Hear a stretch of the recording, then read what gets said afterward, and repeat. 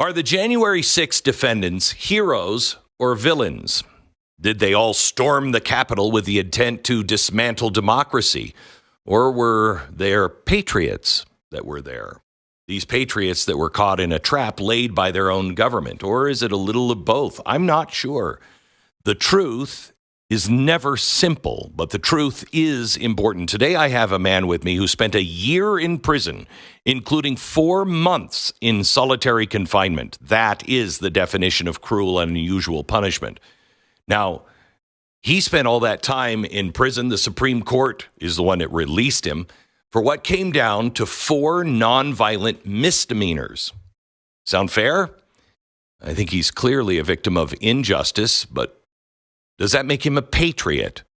Should we take his plans to restore justice for the January 6th defendants seriously? Should President Trump? You will decide in the end. Welcome, the author of the new book, Patriot Plea, January 6th defendant, John Strand. Before we get to John, let me tell you about Byrna. I'm a gun owner. I'm a Second Amendment advocate. I've got plenty of guns.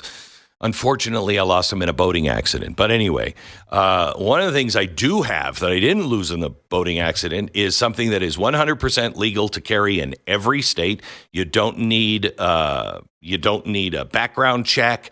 You don't need a license. You just have to be 18 years or older. According to law enforcement statistics, 99% of all situations where force may be required does not require lethal force. So you don't want to pull a gun at a knife fight, but you also don't want to have a knife at a gunfight. You have the best of both worlds, I think, especially if you're in places like California or New York or where you just can't carry guns. You can carry this. It looks like a gun. It looks like a scary gun, actually.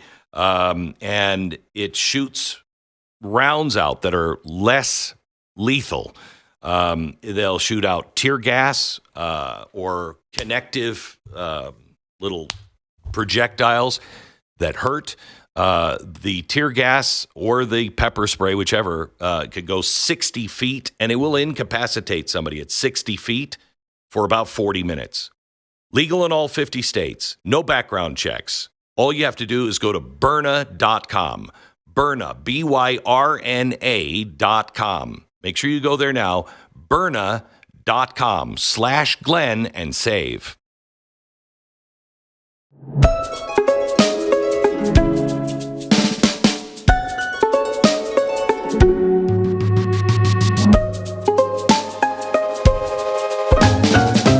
John, I want to take you through your story and try to do it almost chronologically, at least for a while. So where were you January 6th, and why were you in Washington? What were you doing? Great question. Thank you so much for having me on, Glenn, and to allowing me to share this story. It's the story of my life in America, but I have been working my career as an artist in Los Angeles, as an actor and a model for a long time. And then 2020, COVID lockdowns, I could tell the world was changing dramatically. And I, for the first time, became sort of politically active at that point in my life. Not because I was looking to get into politics. I just wanted to push back against lockdowns. But that ended up becoming synonymous with the ongoing presidential campaign of President Trump.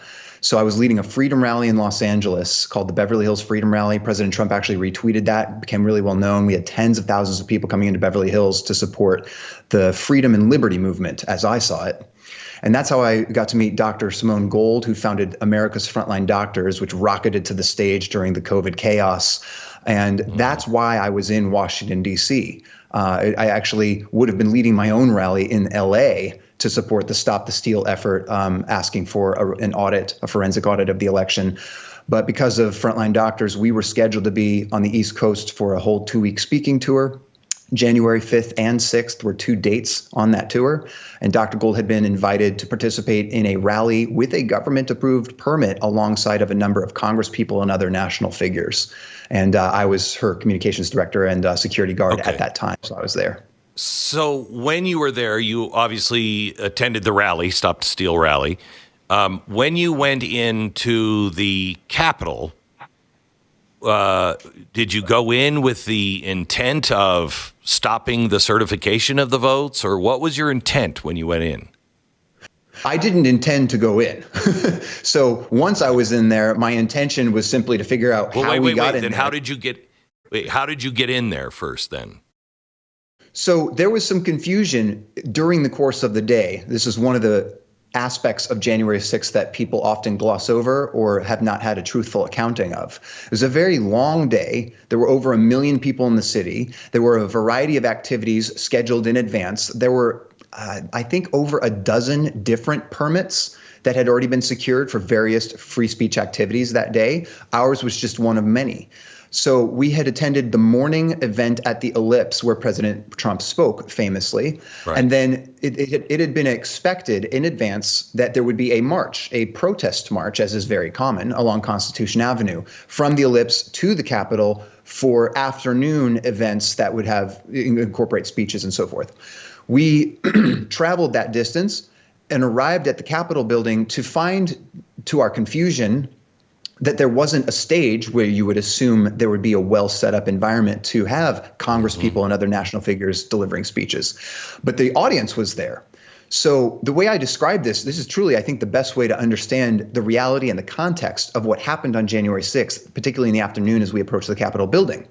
It would be as if you had purchased tickets planned for a year in advance with travel and arrangements to go to the Super Bowl. And then you pile into the stadium and literally at game time, an announcement says, so sorry, folks, the team didn't make the plane, so they're not here to play the game. So we'll just have to schedule it for next year. But you have 100,000 people in a stadium that had planned all year to watch the Super Bowl. What do you expect to happen in that environment? So I didn't even know this part of there was a planned speech with congressmen coming out and officials coming out and talking to this crowd? Yep. This is all well documented. There was no surprise here. Planned weeks in advance. Organized by whom? This particular rally, the permit pull for ours might have been for, I can't remember if it was some health and freedom conference or if it was I don't think it was the Stop the Steal rally group. Okay. They had, I think, a different permit, but there were multiple groups with multiple permits. I just know that we were part of a group expected to speak alongside of Lauren Boebert, Marjorie Taylor Greene, Lance Gooden, Paul Gosar. Wow. And the list goes on. Okay. So then you're standing there. There is no event. What goes through your head and how do you end up inside? What went through my head was, this does not make any sense. And I'm not going to just say, oh, well, I guess we'll come back next year. I wanted to give it a few more minutes to determine, where are all these people that were committed to coming and doing this event? And what is it exactly that happened? So I didn't see a stage, but I did see a whole bunch of people. And I didn't see anything else concerning. I didn't see violence. I didn't see anything along those lines, but I just saw kind of a lack of organization. And I was specifically looking for law enforcement and crowd control measures, and I saw almost nothing. I think 5 or 6 police officers standing up at the top of the steps in front of the Columbus doors, and that was it. So we stood there in the plaza for a few minutes trying to determine what was happening. It's well reported now that cell phone communication was almost entirely not functional that day for hours and hours. And certainly at that moment, we could not get messages in and out, or very infrequently. So that was making confusion, increasing the confusion. So the crowd, though, because regardless of cell phones or anything else, they're all just moving from the Ellipse to this plaza by the tens and hundreds of thousands. So the crowd was filling up, and they moved their way into the plaza and on the stairs. Dr. Gold looked at me at one point and said, I don't know exactly what's happening, and before I just go home and give up, I want to at least try to address the people that are here. I have an important message, and whoever will listen to me, I will shout and just try to be heard, because that was her obligation, her mission. She was dedicated to it, for especially at that time, the urgency of the COVID lies were really pressing on her mind. Right. So I had this internal calculation in the book, Patriot Plea. I tell this story and I explain, I have security guard instincts and experience that told me we should have a recalibration and sort of check what happened and why. But Dr. Gold said, look, I just got to go to the crowd because they're here. They're forming and something needs to happen. And I thought, well, if she starts calmly addressing them, that at least gives a focal point for what should happen. That could be a good thing potentially. There was nothing else really to do other than just leave. But she didn't leave, and I had to make sure that she was safe. So I stayed with her. She just walked up the steps. Lots of people milling around. We tried to get a balcony position over to one side where maybe she could have a vantage point where people could hear her. But the crowd was so thick up there that we couldn't quite get into that spot. And we kind of got funneled into between the balcony and the East Columbus doors. So we were on the right side of the doors, but not too far from them. And over the course of about another 10 minutes, again, the crowd is still building and filling as people walk over. And we got pressed towards the top of the steps, kind of squashed like in a mosh pit at a concert. It was kind of exciting, but also sort of weird, like, what are we doing here? But I continued to monitor the energy around me, the activity, and I did not see still anything at this point, violent, criminal, or even really angry. I mean, certainly there were people generally upset about the election issue, but the tenor of the crowd, the tone of things was still very First Amendment, America first. We're here to be who we are, express our opinions, and potentially listen to some important people speak about it. And that all changed, Glenn, in a singular moment. I remember it seared into my memory when just a boom, it sounded like a bomb went off, and the crowd panicked. Now, the crowd was already tightly packed. But that flashbang, which sounded like a grenade, and then several ensued, and then smoke filled the air, turned the tenor instantly. And there was panic. There were shouts and screams. I understood we were under assault generally, just instinctively, but I couldn't actually see it. Too many people pressed around me. And then I basically just tried to keep Dr. Gold from getting stampeded or crushed in that moment until, maybe 5-8 minutes later, the doors in front of us opened from the inside, and we standing there. Which, by the way, I don't want to go just brush past that. The Columbus doors are metal, big, heavy metal doors that don't open 10,000 pounds of bronze. Yeah, right. They don't open up without somebody opening them from the other side, and it's electronically opened at this point. It's held together. You're not storming those gates. Those gates should have never been opened. We still don't have an answer, as I understand it, on who did open those gates, but someone with authority did open those gates. And you say that was part of this turning point?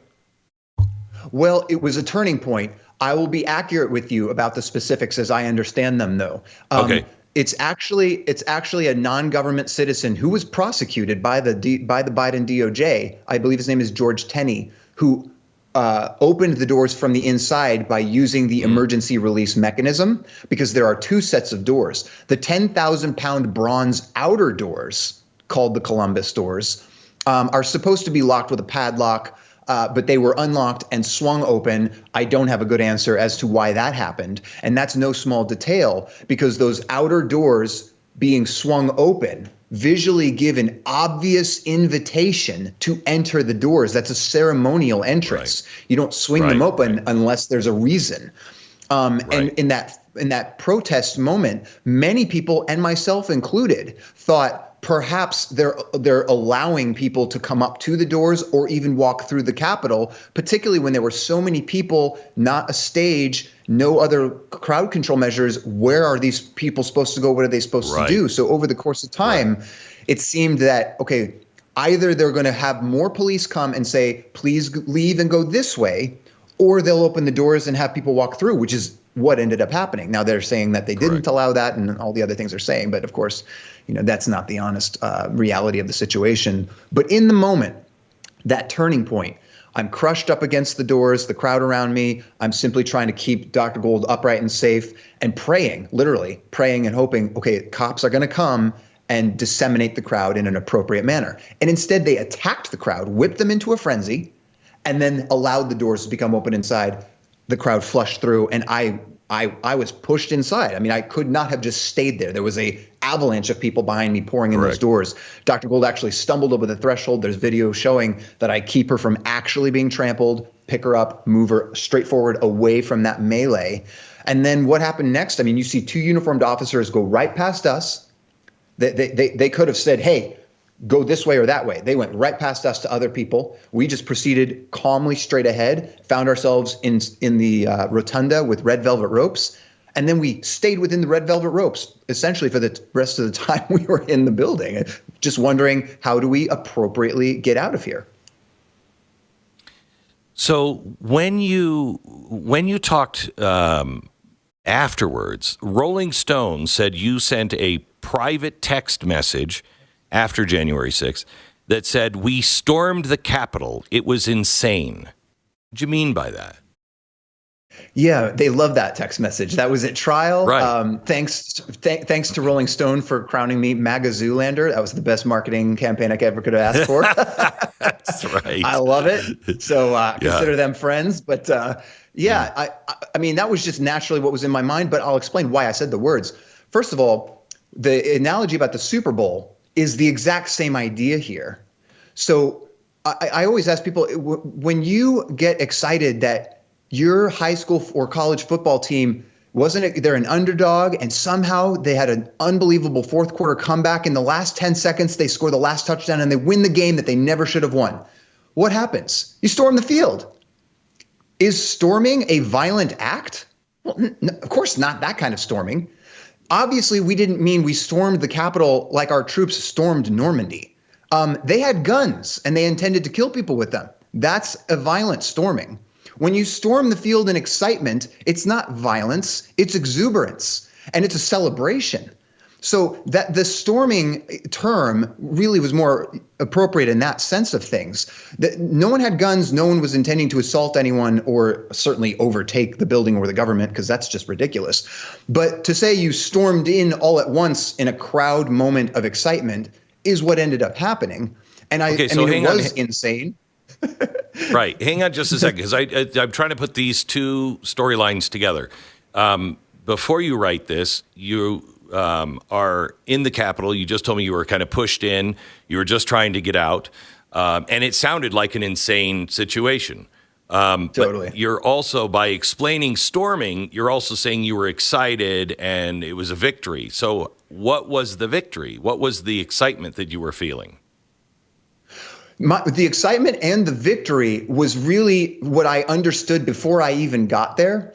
When Dr. Gold was first booked to be a speaker at this event, and she said, should I do it? And we knew that there would be a large crowd assembling, because her mission wasn't political, it actually was nonpartisan, advocating for medical freedom and not wanting to get into the politics.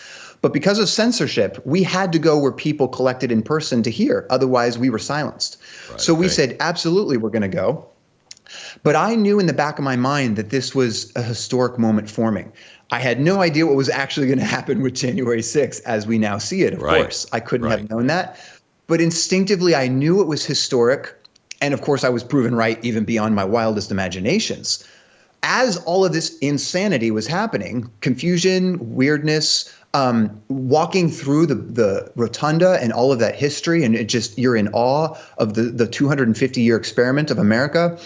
And realizing, because again, the context here is the illicit election that is no small detail and a really serious part of this story and of our history. We were aware of that, and the 1 million people that showed up that day, whether they made it inside the building or not, they had to take time and expense of their own, when it was really unpopular to do so, to push back. Because no one wanted to, you were considered an idiot and a radical and a lunatic if you challenged the election. Now we can see that's actually what happened.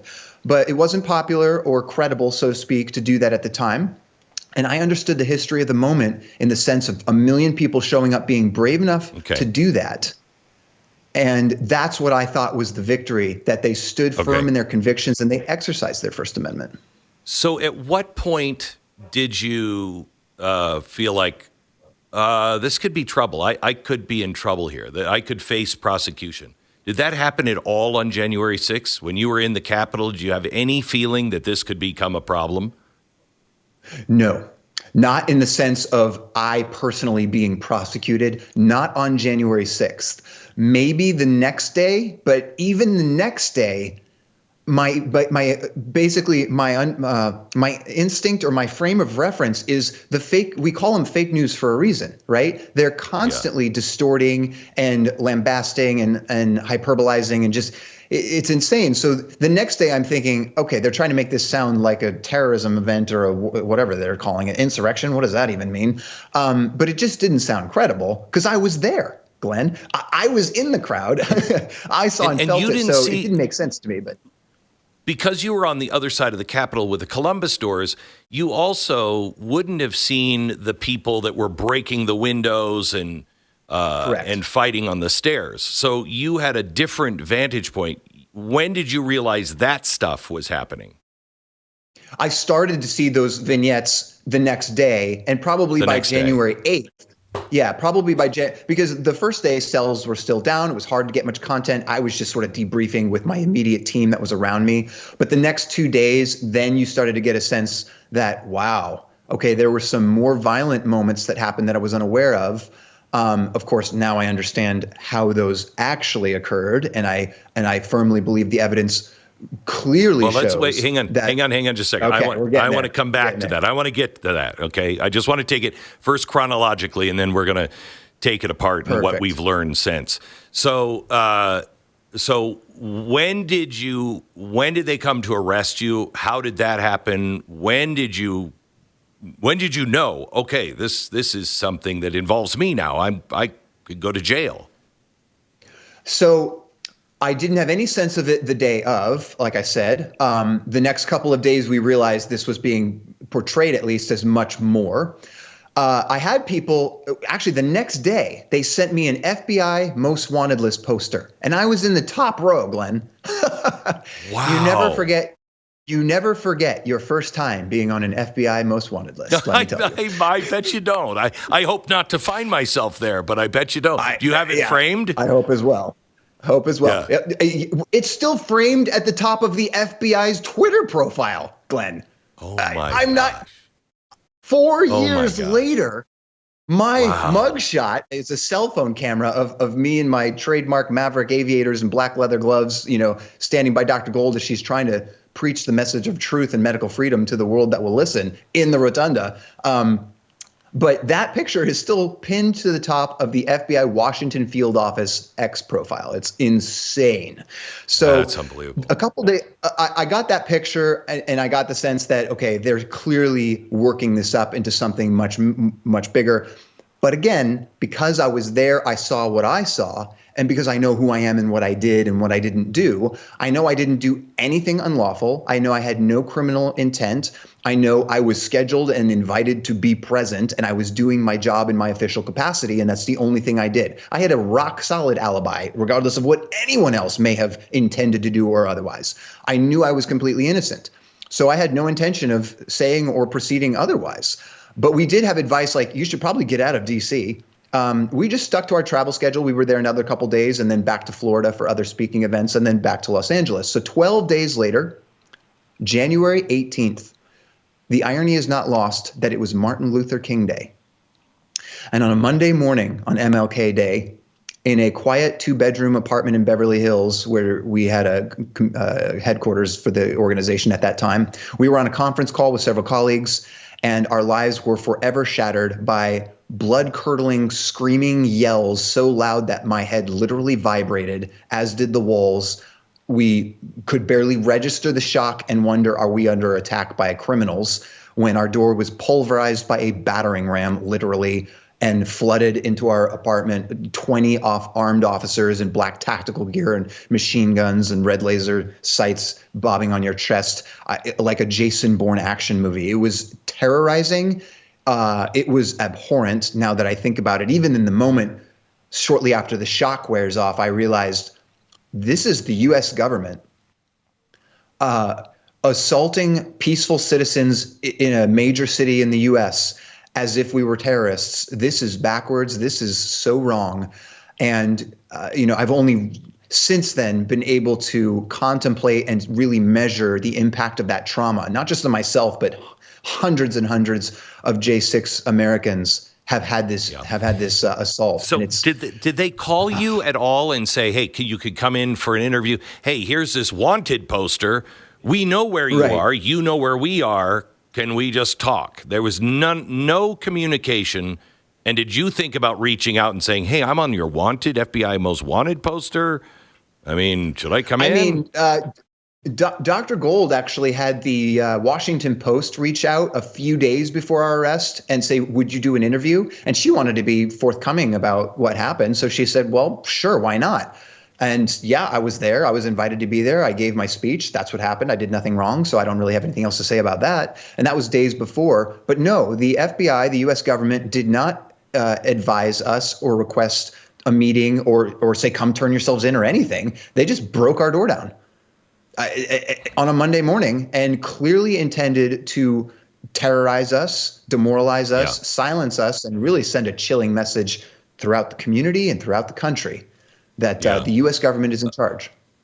Yeah, and we'll get into this later. I think they were trying to send the message that it's not necessarily even the outcome. It's the whole process that we'll put you through that should scare you and everybody else. So what was the process like? They pick you up, they take you to jail, you get an attorney.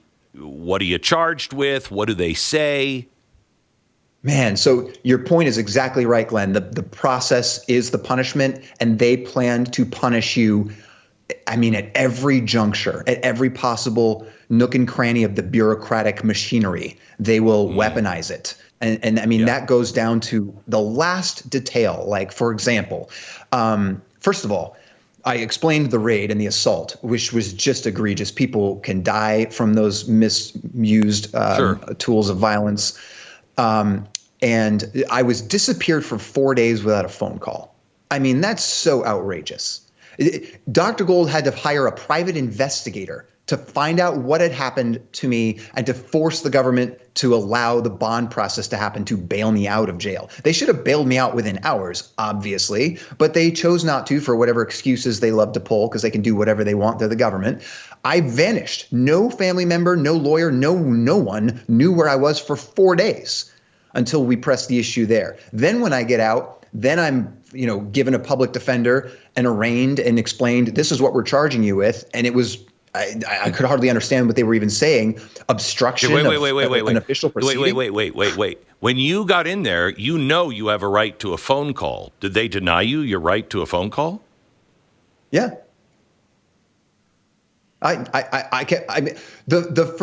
So they dragged me into a jail, processed me, threw me in a concrete cell, ignored me until the next day, didn't answer a single question or give me a chance to talk about anything, dragged me into a car, drove me across town to another jail, then processed me in this little 2 foot by 2 foot room with a screen, COVID rules, so that I could see the magistrate, who then said whatever he said. I was so disoriented I could hardly understand. He said, I'm not letting you bail out. Then I got dragged away into an isolation unit in the MDC, that's the FBI's federal facility in Los Angeles. Banging on the door, can I have a phone call? Banging on the door, can I have a phone call for 3 straight days? No help, no response, no phone call, no nothing. 4 days later, Strand, pack up your crap, get out of here. And they dumped me on the street.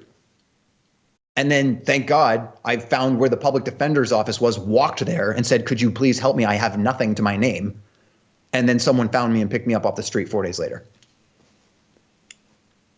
Wow. Okay. So I wouldn't want a public defender with all of this going on. You have a public defender. How long did it take it from this point to the trial? And did you have a sense, Alfred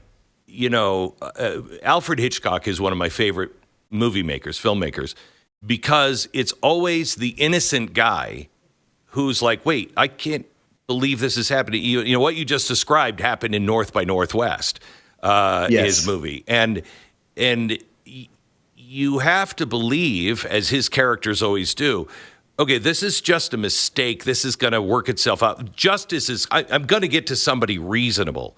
Did you have that feeling, and did it ever go away, or when did it go away? I mean, in this opening week or so after the January 6th event and the arrest, it was so fascistic. I really don't think there's a better word to describe it. It was fascism, weaponized government pointed at a citizen for a politicized purpose. And, after the first few days of the shock of January 6th wore off in terms of the narrative that they're selling about it, it was obvious to me, of course, this is political. Of course, this has to do with Trump and the election and the uniparty attack on American populist resistance. That's what this came down to. So I've understood that ever since then. In those opening couple of weeks, it was so tyrannical. It was so totalitarian that I didn't really expect justice or reasonability at all, because I couldn't even get anyone to answer my basic question about how can I have a phone call to reach my mom or my attorney. And after a few days of that being completely ignored, you start to lose hope that reason has any part of this equation. Once I got bailed out and took maybe a few weeks or so to, get rid of the public defender and find an appropriate attorney, convene with my co-defendant now, who's my colleague, Dr. Gold, and the whole organization, the nonprofit we work for, and our team, and then absorb what was actually going on, then you realize, okay, this is a whole new ballgame in America. We are squared up against the entire might of the federal government, currently weaponized and controlled by the Biden administration generally. And, your question became a recurring theme. Will we ever find reasonability? Will we ever find the rule of law still functioning? And at every turn, Glenn, we found it completely hijacked, completely inverted, and utilized in a two-tiered system where they continue to mouth the message of rule of law. Nobody is above the law, they say, perched prominently above you as they swing down a sledgehammer. Right. I'm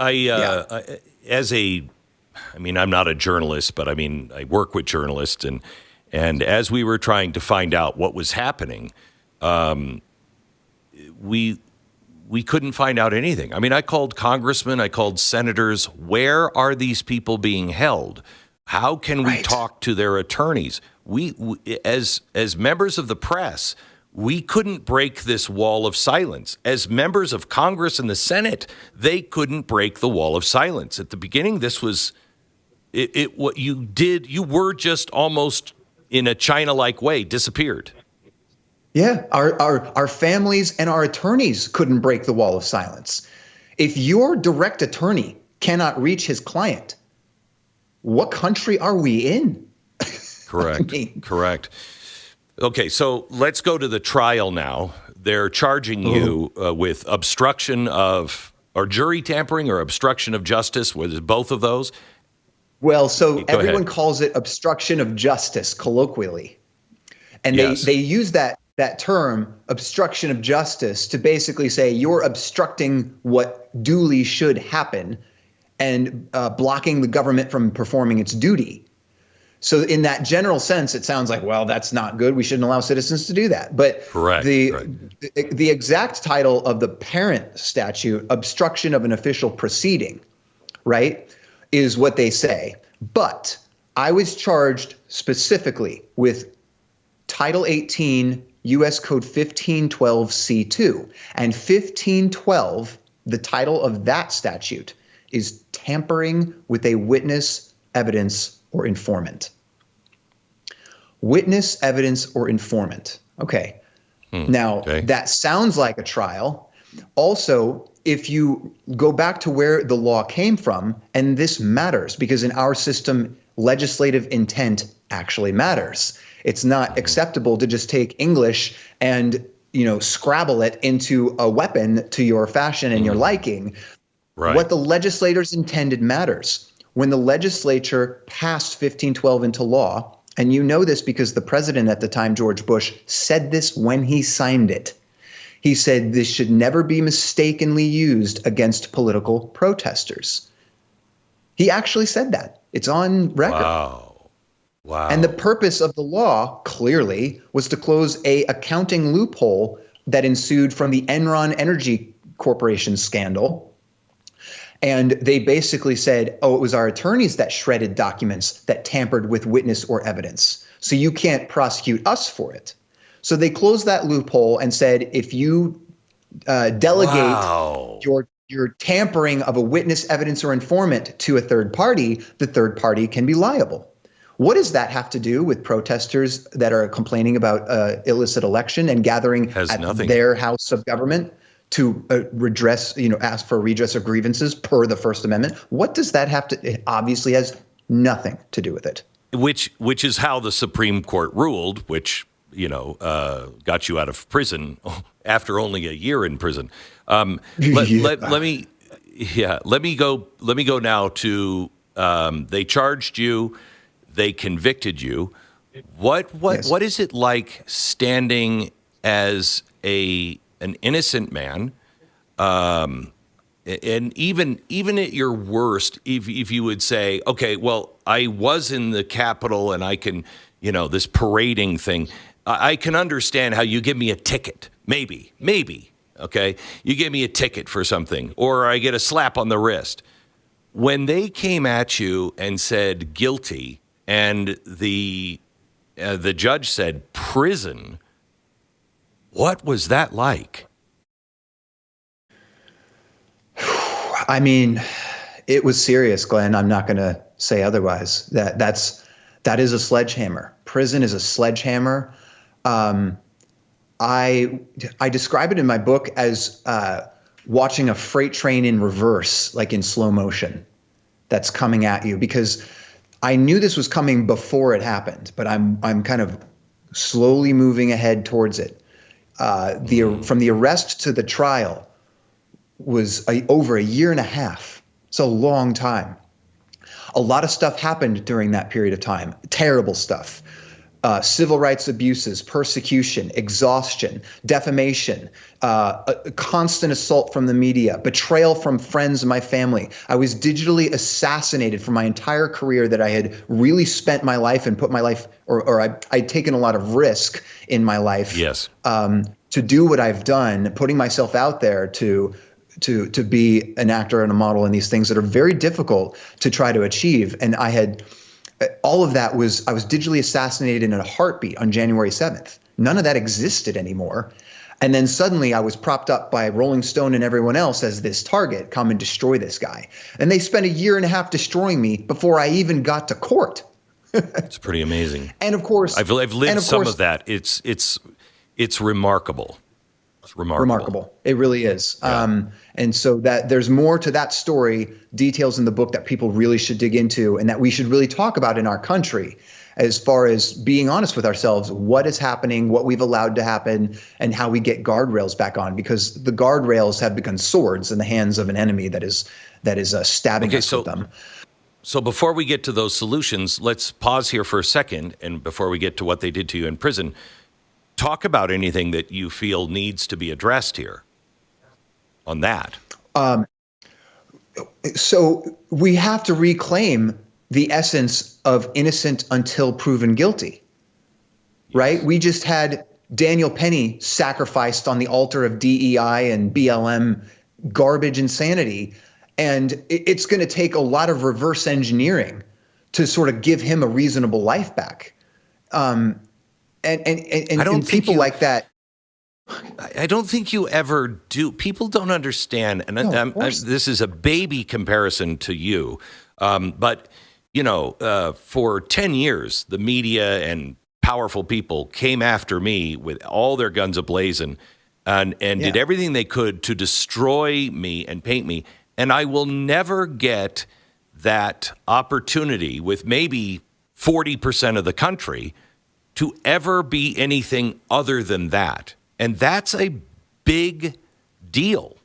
When Huge. you don't notice when you have that. Everybody has that. The opportunity to just be somebody and have people address you and take you for who you are, as long as you are displaying that. You don't understand what it's like to walk in where lies have been spread about you, and you have 40% of the room who will hate you forever, no matter what you say. Yeah, And you it's don't a get that new back. era. No, you cannot unring that bell. Absolutely, Glenn. That is Right. true. Of course, I can tell that you understand this, you empathize because you've experienced it yourself. So anyone that does personally Yeah. experience it, it will be a lot more real. But this new era with technology and the speed of lies, and just the incendiary nature that they just catch on fire and burn your life to the ground in an instant, and you can To the never have ground. that life back. Yeah. It is a huge thing. So The the loss, you know beauty what of it is the loss of honest people and honest questioning. I've always believed in the system of justice we have here because I've always believed that an innocent person could be caught up in something, but there would always be someone in the system that would go, wait. You got to give them the chance to be heard. And we don't have kangaroo courts. This was a kangaroo court. And when you lose the ability as a society to find honest people who may disagree with you, but go, wait a minute, hang on just a second. right. I disagree with him, but he has this right. We have to do it the right way. When you lose that, you have nothing left. That's right. Yeah, disagreement does not mean Yeah. dishonesty, right? Yeah, So and when there's disagreement doesn't mean because we disagree. It doesn't mean you lose your rights. You're still a human Right. being as valuable as I am. You know what I mean? Yeah. Okay, so you're convicted. You're sentenced to prison. What is the sentence you're given? 32 months. So almost 3 years of my life in a prison facility, along with 3 years of supervised release and continued government abuse after that. So another 6 years of my life on the hook to be annihilated beyond the 2+ years at that point that had already been chewed up in the government blender. And what we failed to talk about was you get this sentence because they try to make a deal with you and say, look, we can make all of this go away. That's right. We'll stop destroying your life if you just admit.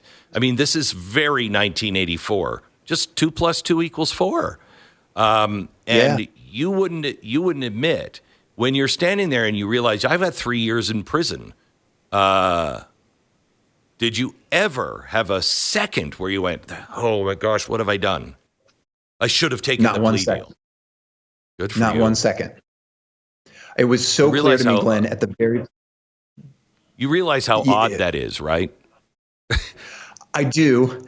And, Yeah, okay. and that was somewhat the point. That was kind of the point. I mean, fundamentally, Glenn, the real point, like I said, is that we have to have clarity on what right and wrong is. We have to have it is our duty, and it is essential in order to preserve our future and preserve the integrity of our system. Which without integrity, it will devolve and destruct, like you mentioned. So to preserve that integrity, we have to have total clarity on what is good and evil and what is right and wrong. So some things are not moral. Some decisions, there's not an obvious right answer, but sometimes there are. And when there's an obvious right and wrong answer, and particularly when it's really uncomfortable to make the right choice, that's when it's so important to do so. Yeah.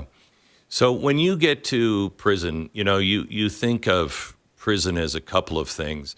In America, you think, okay, you might have got shafted by the system originally, but the prison system is a completely different system, and now it's got its own problems. You've got the violence in prison, you've got all of that, but you wouldn't expect the same kind of punishment for the same reasons to be happening in prison.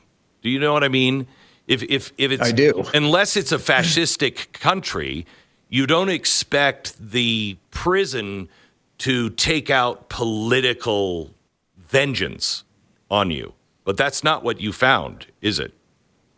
No, I found precisely the opposite. I found that the prison system has been hijacked like every other part of our government, and all these institutions have been bent and fashioned into weapons to serve the violent will of those in power who demand that they keep it.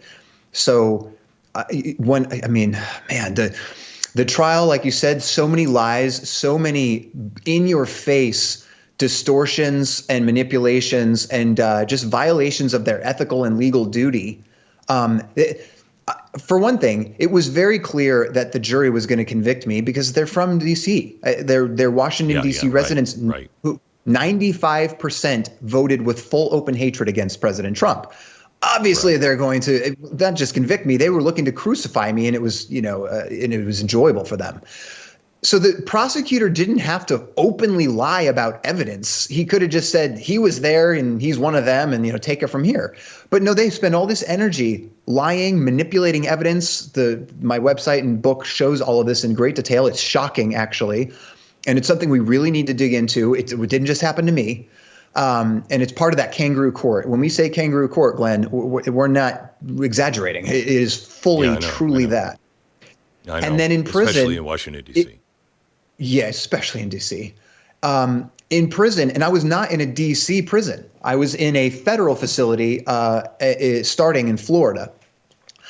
But I have paperwork from the BOP that acknowledges that the reason that some of their rules were rearranged in order to clearly torture me psychologically and in horrendous physical conditions and in super isolation, meaning totally cut off from all contact with my family and attorneys for an extended period of time. That was happening because of the fascist fingers of the Department of Justice, specifically the FBI and the AUSA, Assistant U.S. Attorney's Office, which I believe traces back to Mr. Jason Manning, the actual federal prosecutor who prosecuted me at trial and put me into that prison in the first place. So what rules did they rearrange for you? What happened to you? In prison, I was pulled aside in this office with no one in it, with a gentleman who worked for the security division of the prison, who basically said, "Do you know who I am? Because I know who you are and I'm watching you." I said, "I don't know who you are. I'm not surprised that you know who I am, because that's become pretty well known at this point." Mm-hmm. And he said, "Well, let me break this down for you. I know you are all big on constitutional rights and talking a big First Amendment game and this and that. But this is my kingdom and I rule here. So you better get that straight real fast." And clear intimidation. But the Constitution applies to prisoners as well, sir. But go ahead. Oh, it's supposed to. Our founding fathers called the Constitution a parchment barrier. And there's a reason they use that terminology. It's only going to hold so far as the men holding that parchment have the integrity to understand what it means and how it's supposed to be applied. Yeah. So he threatens. He threatens you. Oh, absolutely. Well, I told him, I said, "Sir, I am not looking to cause trouble. I know you're in charge here and I want to abide by whatever your rules are. Please just explain them to me. But I do have a First Amendment and I plan to continue exercising it. I don't have a bone to pick at this point with the prison. I wasn't there to complain about prison. I was there to continue highlighting the fraud of January 6th, the corruption of the D.C. court system, and the fact that I'm innocent, and so are many other J6ers who I need to continue to advocate for. And I'll do that from prison. It doesn't matter. I'm here to do a job." So I explained to him that me being in prison, from my point of view, was a deployment in service of my country as a political prisoner. And he was maybe agnostic on that, but basically said, "I'm in charge." But he seemed to indicate like, okay, we can manage that. But he wasn't honest with me. And I was basically entrapped into supposedly breaking their rules about some technicality about the phone system, even though they broke their own rules by failing to give me the written rule book that explains all of these details. And then later said, "Well, you broke this rule from page such and such in the rule book." And I said, "What rule book?" And they said, "Well, didn't we give you that on day one? Because the policy stipulates we must do that." Nope, no rule book. I had no idea about this rule. The rule you told me was you have to submit the people you want to talk to on the prison communication system. It's controlled and monitored. Of course, I understood that.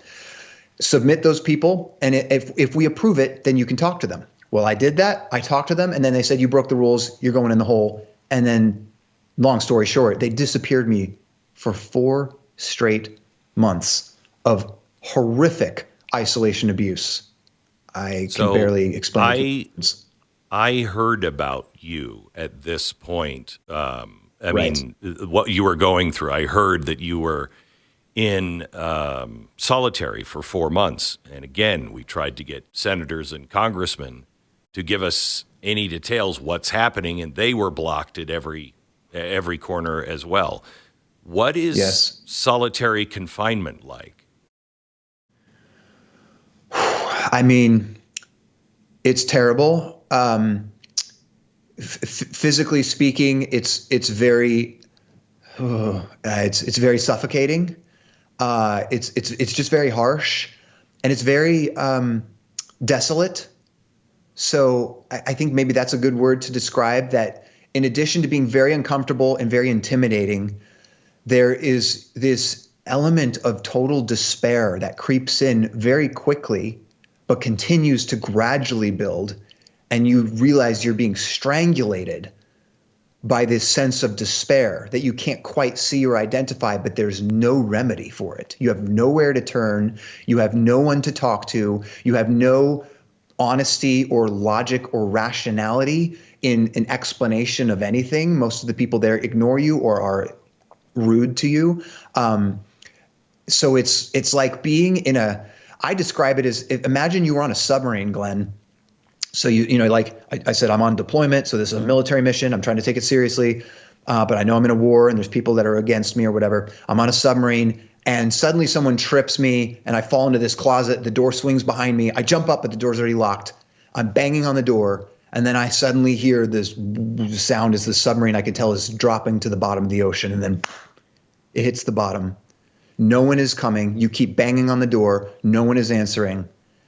And then after a few minutes, you realize I am stuck in this concrete closet in the bottom of the ocean. And I don't know if anyone knows or cares that I'm here and if they'll ever come and get me. And then another day goes by. And then another day goes by. And physically, you are miserable and that pain is compounding with every day. So everything is compounding by the hour, by the day, by the week. You're supposed to have a phone call at least. You have a window? Can you see time pass? One sliver of a window. I could see daylight in the day. Well, at least in one solitary unit. In another solitary unit, it was so dark and the window was so slim that actually I couldn't see day. So different solitary units have different conditions. The one I was in that I spent the most amount of time in was a concrete square hut with various isolation units. I couldn't see these people, but the inmates were savage, like animals, screaming, yelling, constantly, almost never stopped throughout the course of the day. At night, they would be exhausted and fall asleep. But during the day, it picked up again. I hyperventilated at one point because I just couldn't get away from this cacophony that sounded like the dark corners of hell. I mean, it was hellish in that sense, very literally. Did you get to go outside at all? Did you? Because No, they actually. you have to have an hour or something outside, right? So the policy says you must have an hour of recreation per day. And when people hear recreation, they think you get to stand outside, you get to dig your toes in the grass, you are human on a planet. No. First of all, they ignore that rule half the time. So I was in a concrete shoebox for about 164 hours a week. But for the 2 or 3 hours that I might actually get the rec time, they just dragged me to a different part of that concrete building where they had taken the ceiling off with a cage above it. So you could see the sky through the cage. You're in a dog cage inside of a concrete building where you can see a piece of the sky. That was their recreation. 4 if they months. Gave it. 4 4 months. months. Like that. They're supposed to give you a phone call, Glenn. Even in isolation, the rules stipulate a phone call at a minimum every 7 days. And when you are in those isolation conditions, That phone call is the difference between life or death.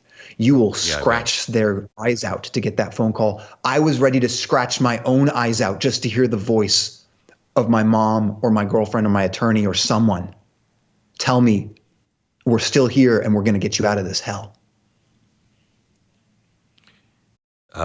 They violated that? You didn't get it every week? Nope. It took almost 3 months before a lawyer got through a call, and it took 4 months before I was finally taken out of solitary, and that was only because of Congressman Matt Gaetz bringing the fire in Congress and bringing the weight down on the BOP to realize they better start changing some things. So they whisked me out of the middle of the night to spite him because he was going to come and visit on site. Middle of the night, whisked me away before he could get there to take me to a different facility, and I was finally taken out of solitary.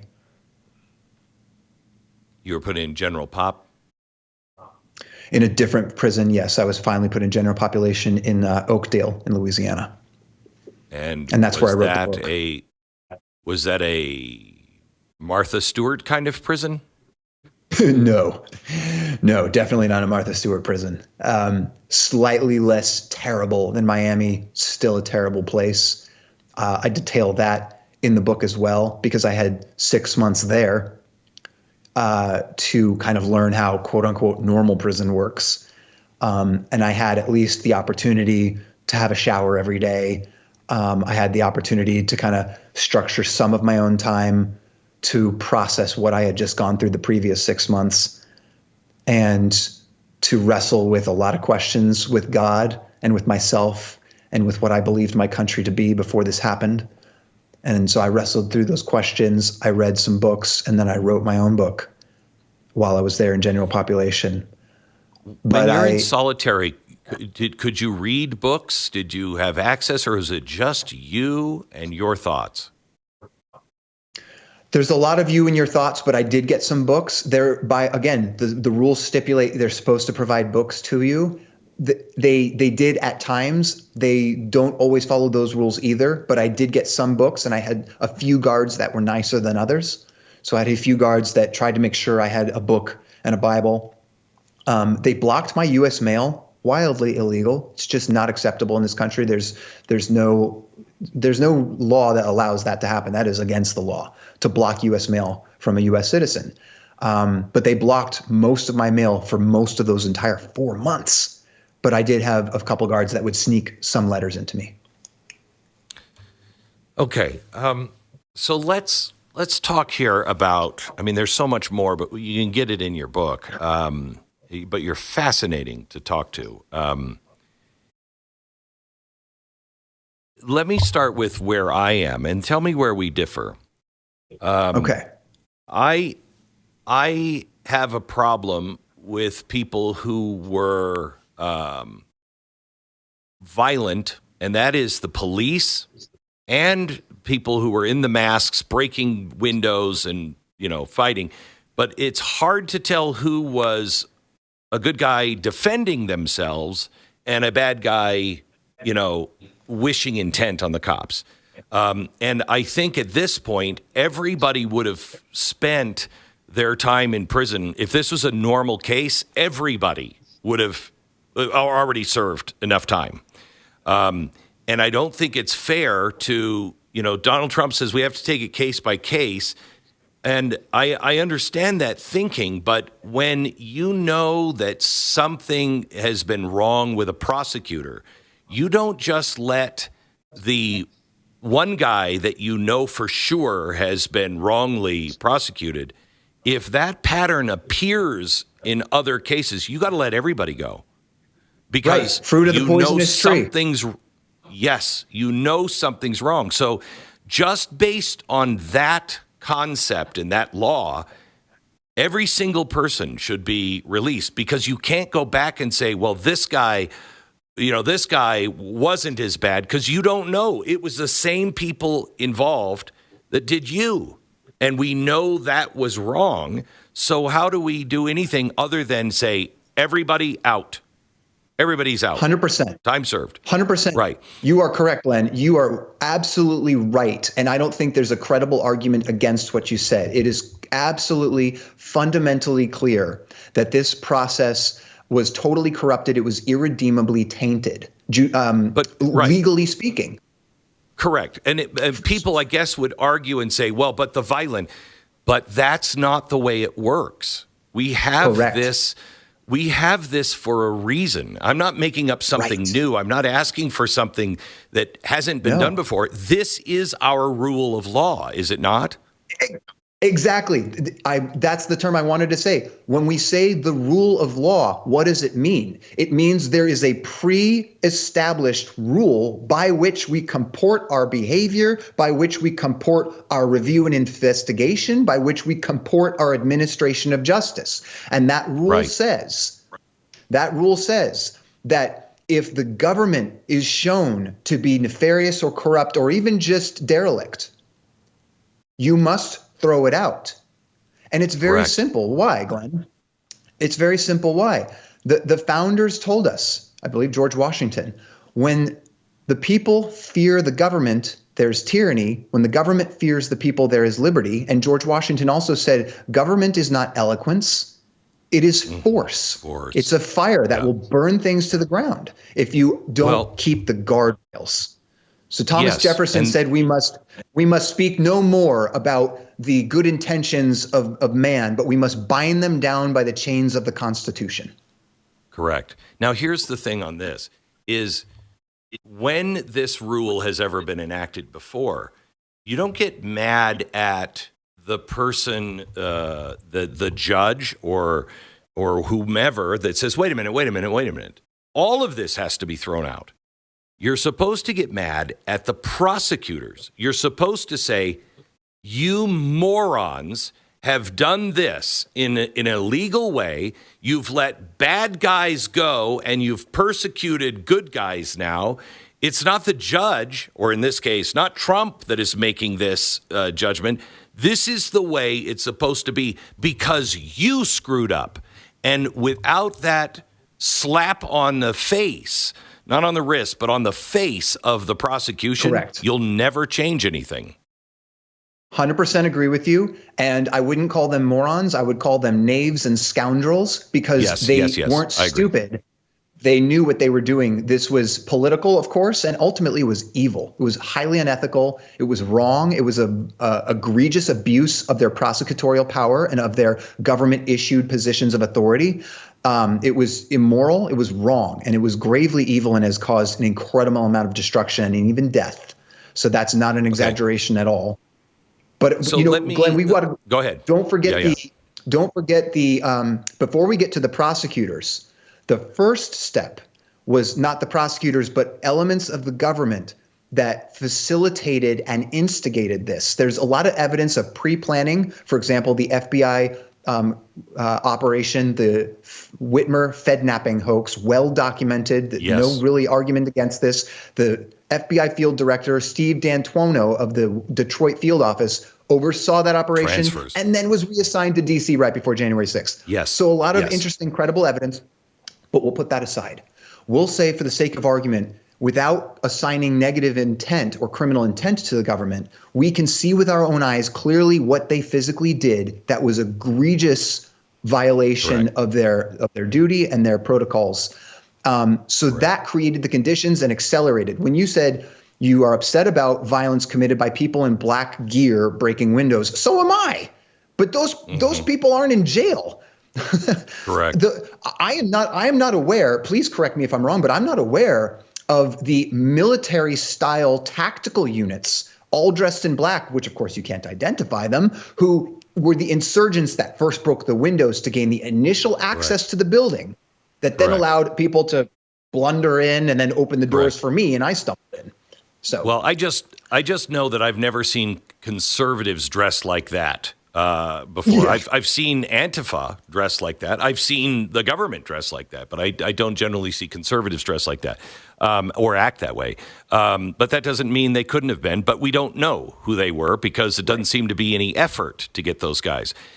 my view on this whole thing is, we find out that there's 26 informants, FBI informants that are there. And those aren't necessarily good guys, you know what I mean? They're informants. But at the very least, that would lead one to the understanding, not to believe, to the understanding of the truth. The FBI had 26 informants that were there on the ground.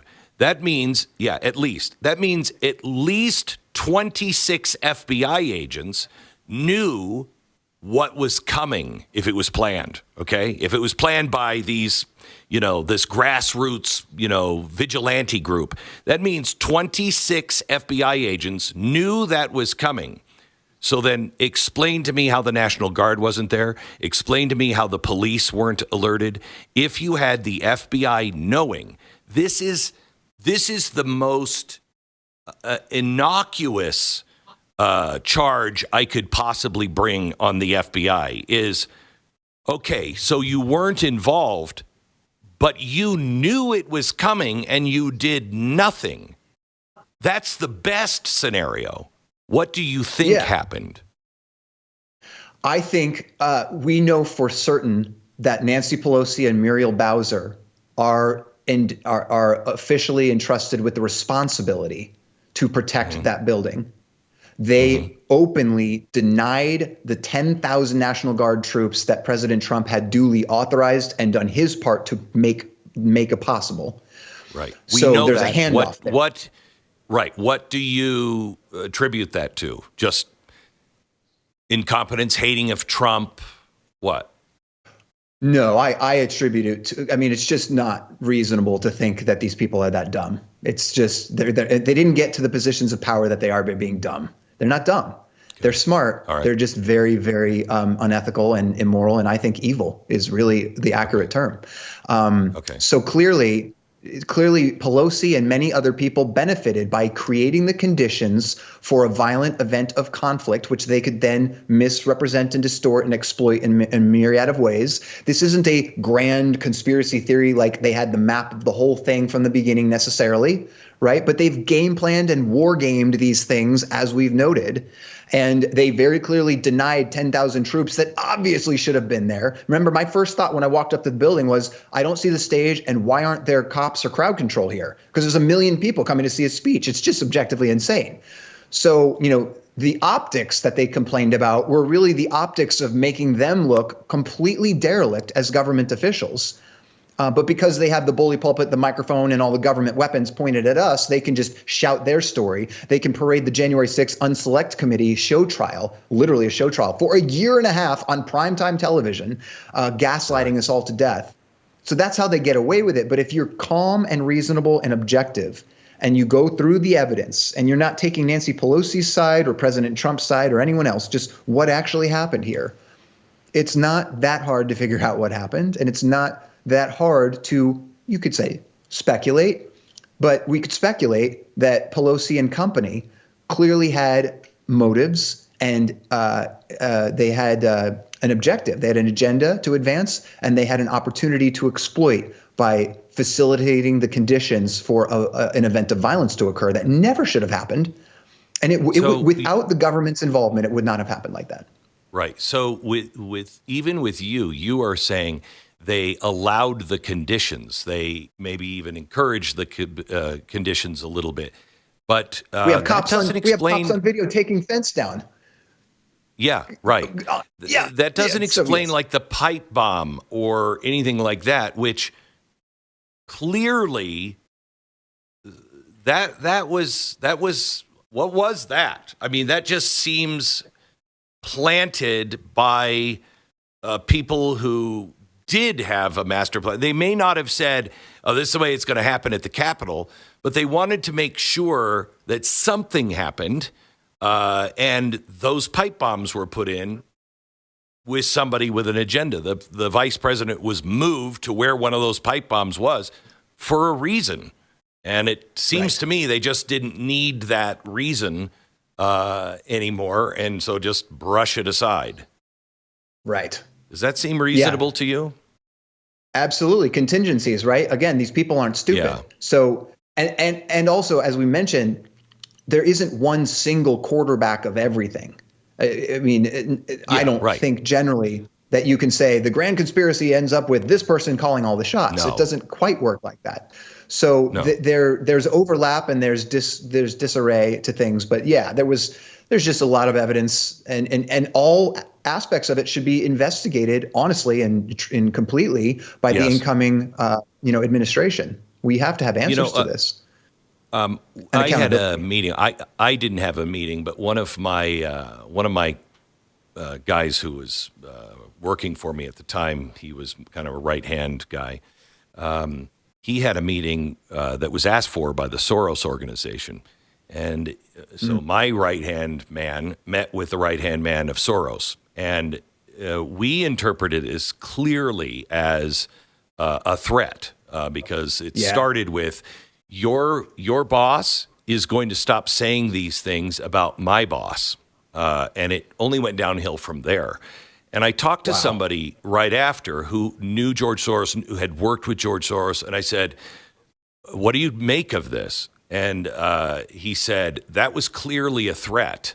He said, now, Glenn, here's what you have to understand. George Soros is not going to give the order to go kill you or disrupt your life. He said he doesn't need to. There are enough people that want his attention, want to be in his circle, that will take it on their own, and they would be willing to do something and then let it be known in that inner circle that, I was the guy who took care of that problem for you. There are Exactly right, Glenn. there are so many interests that you don't have to have a central committee planning. This stuff can happen organically on its own if, like you say, you allow the conditions to be right for it. So we don't need to have a star chamber planning all of this. Right. And it's because of the reality of human nature, right? I always tell people that the genius of the founding fathers was to recognize one singular concept with total clarity, and that is the fundamental, inescapable, unchanging reality of human nature. It devolves towards evil, and it collects power in one place in a totalitarian manner. Power always collects in one place, and people always seek it. So that's why I keep saying guardrails. That Constitution is guardrails to channel human nature in a productive direction and counterbalance it against itself. Yes. All right. Let me ask you a couple of final questions here. If you could go back and speak to yourself on January 5th, 2021, what would you say to yourself? Man, it's an interesting question framed that way. I can't imagine on January 5th that I would tell myself, go to the Capitol grounds on January 6th. That would be, God never calls us to do something painful on purpose for the sake of being painful. That would be sadism and foolishness. So God calls us to be wise. I believe firmly and honestly, I can tell you this from my heart, that I was as prepared and wise in the moment as I was able to be at that time. So I'm proud of what I did and how I did it, and I conducted myself honorably. I will answer to God for that, and I'm satisfied there. But if you had told me on January 5th and I knew ahead of time, I would have adjusted based on that information, of course. The last question, I know many of the players that are going to go into power here soon. I know Kash Patel very well. And I have a lot of respect for Kash. And Kash and I have had conversations on air long before he thought he was going to be in charge about things like the Epstein, list, the Diddy problem, this particular problem. And we are looking at, and people don't really understand this, and I think you do. We talked about Hitchcock. People don't understand movies are not totally made up. They do reflect real life. And I've had times, and I know you have had times where you're like, I'm in a movie. It's weird. I can't believe I'm in a Jason Bourne movie all of a sudden. Those movies would tell us, when you have this much power, this much money, this many famous people, with so much at stake, these things are never really fixed. The Epstein list will not be released. The P. Diddy, he might go to prison, but what about all the people that were there? Will we ever know them? Are you optimistic over the next 4 years that this next administration with Donald Trump is serious enough, knows what they're facing, and brave enough to do this and to take this all on and expose it? So I love that question because it brings me right back to the book that I wrote while I was in prison. I'm in prison going through all of this insanity and abuse and even despair and I realized, this comes down to me in this moment and what I choose to do at the moment. This comes down to the choices I make on how to respond to suffering and pain. And I believe that our country is amazing because it calls us to remember the sacred truth of the human spirit and individual sovereignty. America is all about you and me as individuals. So I am optimistic because it isn't just about President Trump and his administration. Now, I love President Trump. I'm very proud of him and a valiant supporter will continue to be. But President Trump, by and large, also understands the reality that this is about you, the American. Yep. And so if we remember that, if we reclaim that, and that's why I love to talk about a red pill revolution. Revolution is the overthrow of an existing system. Now, we don't want to overthrow our constitutional system. We want to reclaim and revive it. But we do have to overthrow the spirit of evil, the spirit of corruption, the spirit of selfish, deception, self-seeking, centralized power and the lies that they use as weapons. We have to overthrow that system so that we can reclaim the American constitutional republic for ourselves as American citizens. And if each one of us commits to doing that, there is no weapon formed against us that will stand. I will tell you that is exactly the answer I have come to. I just wrote predictions on 2025, and I talked about Epstein and this kind of case, and said, I don't think it will happen this year, but it doesn't mean that it won't happen. But the only thing standing in the way of its happening is apathy. If we realize how much power we actually have, and we stand up and say, no, our children are being raped. They are bringing children in for pleasure. This system is corrupt. I want to know who is part of that corruption. I want this judge, the prosecutors, the FBI, the DOJ. I want all of it, and I want the bad guys. If in a fair trial, I want the bad guys to go to jail. I want this to be clean. And if we all stand up, it's the only thing that will, because nobody is, Donald Trump has already risked his life. How many people are really, truly willing to risk their life to expose this stuff? Not as many as you would hope.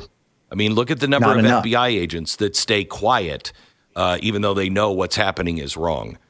We have to be the ones that demand it. And John, it's been great to talk to you.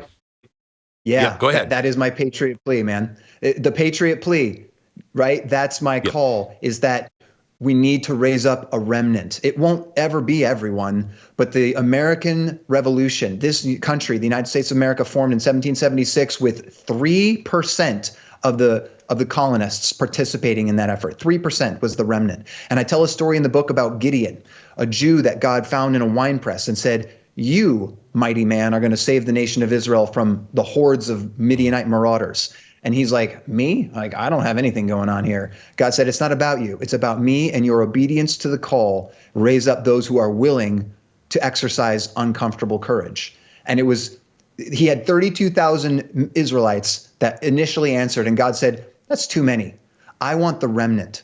I want those who are really willing to stay strong when the going gets tough, who when the government says, 'I'll give you a golden parachute plea deal,' and that plea deal is a lie, that's being used to crucify thousands of your American citizens and to propel totalitarian government forward, and you say no. God wants that remnant, but it's 3% or whatever percent it is. It's a minority, but it's the tireless minority that Sam Adams spoke, lighting brush fires in the minds of men with truth and the opportunity of courage. We just have to exercise it. John Strand, the name of the book is Patriot Plea. You can find it by going to johnstrand.com, johnstrand.com. John, as always, thank you. God bless you. No, thank you, Glenn. Honor is mine, and God bless you and our great country.